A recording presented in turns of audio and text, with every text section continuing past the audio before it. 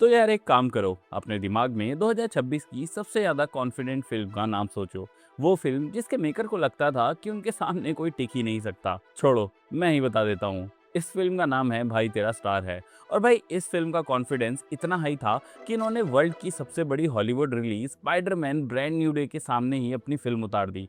और नाम भी कैसा रखा, भाई तेरा स्टार है। और अगर मैं सच कहूँ तो स्टार तो छोड़ो, ये कोई अपना एक प्रॉपर सैटेलाइट भी नहीं बना पाए। तो चलिए जल्दी से इस फिल्म का प्लॉट समझ लेते हैं, अगर इसको प्लॉट बोला जा सकता है तो। अजय, जिसे राघव जुयाल ने प्ले किया है, वो लंदन में रहता है और बॉलीवुड का सुपरस्टार बनना चाहता है। एक बार फिर से सुनना, वो लंदन में बैठा है और बॉलीवुड का स्टार बनना चाहता है। ये लाइन सुनते ही मुझे लगा स्टोरी यहीं खत्म हो जाएगी, लेकिन अभी तो सिर्फ शुरुआत है। फिल्म में अजय के ऊपर 10,000 पाउंड का एक लोन होता है जो उसे एक रात में चुकाना होता है। अब इस इमरजेंसी में वो क्या करता है, वो अपनी गर्लफ्रेंड से पैसे मांगता है ये बोल के कि उसकी बहन प्रेग्नेंट है। गर्लफ्रेंड फिर अपने भाई से पैसे मांगती है ये बोल के कि वो खुद प्रेग्नेंट है। और फिल्म चलती रहती है और कहीं पहुंचती ही नहीं। अब इस झूठ की चेन को देख के मुझे ऐसा लगा कि राइटर ने कॉलेज में सिर्फ एक ही ट्रिक सीखी थी, झूठ पे झूठ बोलो और देखो सीन कहाँ पहुंचता है। और इसी एक ट्रिक को पूरी फिल्म में स्ट्रेच कर दिया गया है। हर कैरेक्टर किसी न किसी से झूठ बोल रहा है और हर झूठ का रीजन बस एक ही है,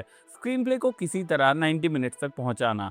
ये राइटिंग नहीं है, ये एक टाइम पास का एक्सक्यूज है जिसे किसी ने एक्सीडेंटली फिल्म बना दिया। और सबसे मजेदार बात यह है कि इस पूरी फिल्म का कॉन्सेप्ट इतना थिन है कि अगर मैं इसको किसी दोस्त को फोन पे सुनाऊं तो वो बोलेगा अच्छा फिर, और तुम्हारे पास उससे आगे बोलने के लिए कुछ होगा ही नहीं, क्योंकि प्लॉट का पूरा वेट सिर्फ एक ही जोक पे टिका हुआ है। और वो जोक भी जेन्युइनली फर्स्ट 10 मिनट्स में ही खत्म हो जाता है। उसके बाद बस वही चीज़ घूम फिर के रिपीट होती रहती है, थोड़ा सा नया लोकेशन, थोड़ा सा नया कन्फ्यूजन, लेकिन कोर आइडिया वही का वही। अब बात करते हैं इन लोगों की कॉन्फिडेंस की, जो कि जेन्युइनली देखने लायक है। फिल्म का बजट 15 से 25 करोड़ का बताया जा रहा है और मेकर्स ने इसे 900 से 1000 स्क्रीन तक ले जाने का टारगेट रखा। ये वही सेम वीकेंड है जब स्पाइडरमैन पूरे देश में छा रहा था। मतलब ये लोग इतने कॉन्फिडेंट थे कि उन्हें लगता था कि टॉम हॉलैंड भी उनके सामने पीछे हट जाएगा। मेरे हिसाब से ये कॉन्फिडेंस नहीं है, ये सिर्फ अपने आप को आईपीएल फाइनेंस समझ के गली क्रिकेट खेलने के बराबर है। और प्रमोशन की बात करें तो इन्होंने बड़े नाम यूज करने में कोई कसर ही नहीं छोड़ी। इंटरव्यूज में बताया गया कि शाहरुख खान ने इन्हें एनकरेज किया था और सलमान खान ने इनका ट्रेलर देख के एक जोक की तारीफ भी की थी। अब यहाँ पे ध्यान से सुनने वाली बात यह है कि सलमान खान ने सिर्फ ट्रेलर देखा था, पूरी फिल्म नहीं, और शाहरुख खान ने भी एनकरेजमेंट दिया था, रिव्यू नहीं। ये दोनों स्टेटमेंट फिल्म की क्वालिटी के बारे में कुछ नहीं बताते, ये सिर्फ ये दिखाते हैं कि तुम्हारे इंडस्ट्री में कनेक्शंस कितने स्ट्रांग हैं। जब कंटेंट वीक हो तब दो सबसे बड़े नाम ड्रॉप कर दो अपने प्रमोशन में, ताकि लोग सोचे कि अरे शाहरुख खान ने बोला है तो कुछ अच्छा ही होगा। अब इसी कॉन्फिडेंस का दूसरा पहलू देखो। रिलीज से पहले राघव खुद इंडिया गॉट टैलेंट सीजन 2 पे गए थे इसका प्रमोशन करने के लिए। वहां समय रैना ने उनसे मजाक भी किया कि ऐसा कैसा स्टार है जिसको खुद ही बताना पड़ रहा है अपनी फिल्म के बारे में। और राघव ने कमबैक दिया कि आलिया भट्ट ने भी खुद ही अपनी अल्फा प्रमोट की थी। समय रैना ने एक लाइन में रिप्लाई दिया कि उसकी भी तो नहीं चली थी। उस वक्त सब हंस रहे थे, लेकिन रिलीज के बाद जो हुआ उसने इस जोक को एक प्रिडिक्शन बना दिया।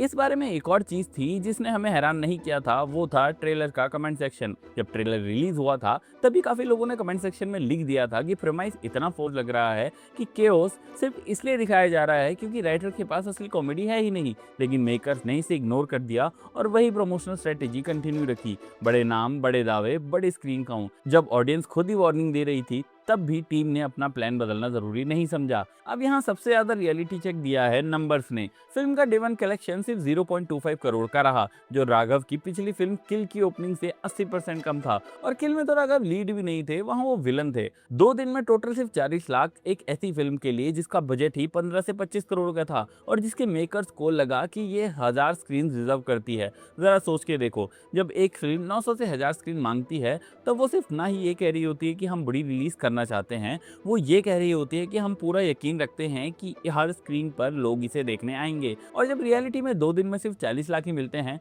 तो ये सिर्फ एक वीक ओपनिंग नहीं है, ये पब्लिक रिजेक्शन है। क्योंकि हमें साफ दिखता है जो मेकर्स ने नंबर एक्सपेक्ट किया था और जो उन्हें मिला उसमें बहुत बड़ा गैप है। एक फिल्म जो खुद को इतना बड़ा समझ रही थी, उसका इतनी जल्दी गिर जाना या फिर इतना छोटा रह जाना, यही तो असली रियलिटी चेक होता है। यहाँ सबसे फनी चीज़ ये है कि जब ये फिल्म फ्लॉप हो चुकी है तब भी सोशल मीडिया पे एक ऐसा सेक्शन है जो उसे अंडररेटेड और फैमिली एंटरटेनमेंट बोल के प्रमोट कर रहा है, बिल्कुल वैसे ही जैसे हर दूसरी वीक फिल्म के साथ होता है।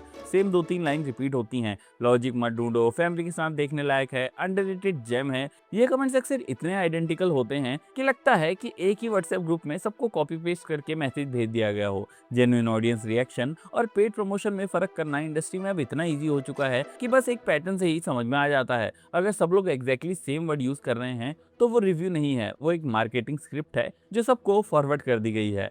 और कास्टिंग की बात करें तो ये भी कंफ्यूजिंग हो जाती है।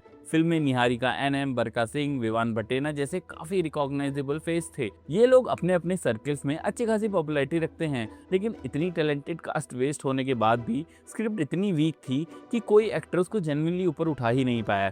ये चीज़ सबसे ज़्यादा फ्रस्ट्रेटिंग है कि जब कास्ट का प्रॉब्लम ना हो, रिसोर्स का प्रॉब्लम ना हो, सिर्फ एक ही चीज़ मिसिंग हो और वो है एक टाइट ऑनेस्ट स्क्रिप्ट। तब फिल्म का गिर जाना किसी एक्सीडेंट जैसा नहीं लगता, ये एक प्रिडिक्टेबल आउटकम हो जाता है। अब अगर मैं क्लियरली बोलूँ तो मैं ये नहीं कह रहा कि राघव जुयाल में टैलेंट नहीं है। उनका केल वाला परफॉर्मेंस जेन्युइनली अच्छा था। प्रॉब्लम टैलेंट में है ही नहीं, प्रॉब्लम है जब एक एक्टर अपनी पहली सोलो लीड फिल्म को इतनी कॉन्फिडेंटली सबसे बड़ी हॉलीवुड रिलीज के सामने खड़ा करता है, जब मेकर्स इतना बड़ा स्क्रीन काउंट मांगते हैं, जब प्रमोशन में बड़े नाम ड्रॉप किए जाते हैं सिर्फ इसलिए क्योंकि खुद कुछ प्रूफ नहीं कर पा रहे। तब ये सब चीज़ें मिलके एक ही चीज़ दिखाते हैं, ओवर कॉन्फिडेंस। इसका मतलब ये कि सारे मेकर्स या फिर एक्टर्स रियलिटी से डिस्कनेक्ट हो चुके हैं। और जेन्युइनली सबसे ज़्यादा अफसोस इस बात का है कि ये सब अवॉइडेबल था। एक छोटा सा रिलीज, एक स्मार्ट डेट, थोड़ी सी पेशेंस और शायद ये फिल्म एक रिस्पेक्टेबल नंबर भी ले आती और राघव के सोलो लीड करियर को एक ठीक ठाक शुरुआत दे देती। लेकिन जब मेकर्स अपना पूरा फोकस स्केल पे रख देते हैं और सब्सटेंस को पीछे छोड़ देते हैं, तब रिजल्ट भी वही मिलता है जो यहाँ मिला, एक फिल्म जो अपने कॉन्फिडेंस के बोझ तले दब गई। देखो, मैं यहाँ एक चीज़ ज़रूर बोलना चाहूँगा कि टैलेंट जेन्युइन है, लेकिन जब कॉन्फिडेंस कंटेंट से ज़्यादा बड़ा हो जाए तब रियलिटी उसे तुरंत ज़मीन पे ले आती है, और यहाँ भी यही हुआ। लेकिन अब आप लोगों का इस मैटर पे क्या टेक है, ये मुझे कमेंट्स में ज़रूर बताना। कमेंट ज़रूर करना क्योंकि मैं सारे कमेंट्स पढ़ता हूँ। वीडियो पसंद आई हो तो लाइक कर लेना, चैनल को सब्सक्राइब कर लेना, और मैं मिलता हूँ आपसे नेक्स्ट वीडियो में।